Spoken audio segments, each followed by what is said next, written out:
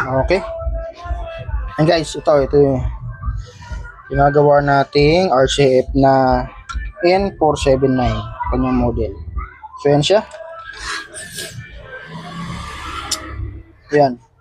So di ako sure kung original guys yung ganitong coil niya.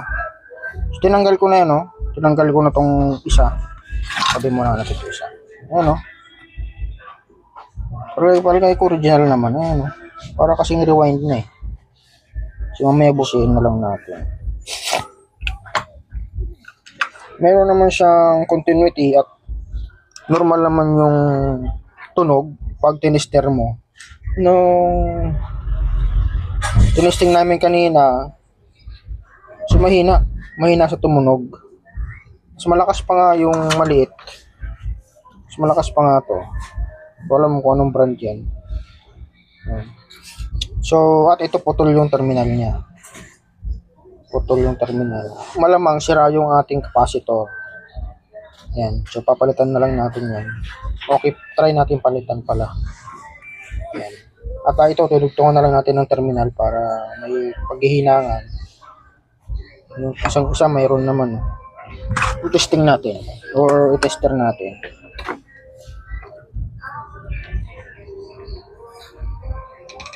Ayan o. So, nakalagay sa kanya 12 ohms. Ay, dali na. I-balance na natin. Dapat 8 ohms yan eh. Okay, accurate naman. 8 ohms. Ayan, tumutunog naman oh. Yung isa. Itong isa. Ayan, ayan. Okay naman. So, palitan natin yung capacitor kasi nga mahina. So, ano pala to guys? Ano na siya? Bolt-on na. Type na siya. Wala na siyang thread dip or yung hindi siya thread type. Bolt-on na. Kumatin nga natin kung ilang mm. 44.5 mm. So, ano na lang. Palitan na natin yung capacitor. At titesting natin ulit. Nakaiba tong design ng Love series na to na RCF. So yun, nilagyan muna natin ng improvised na terminal. At nilagyan na rin natin ng ito, sample lang muna to guys. Try natin kung titino ang tunog niya. Yan, tapos yun, binalik ko na yung pinalas natin kanina. Ano pa naman, original pa naman yung kanyang voice coil. Ayan. So, tansya ako nasa 200 watts. Pero grabing laki na ng magnet.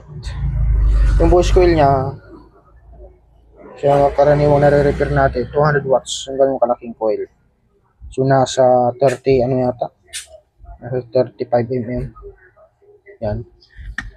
Okay. So, testing natin.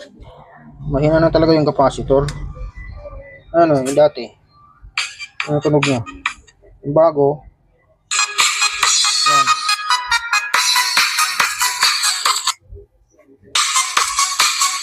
Okay, so sira na yung capacitor niya. Kaya natin yung isa. Kaya natin yung isa. Ayan. Ayan.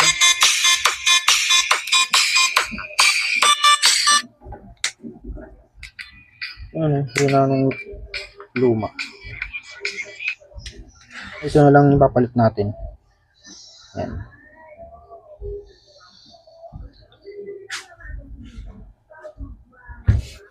Okay.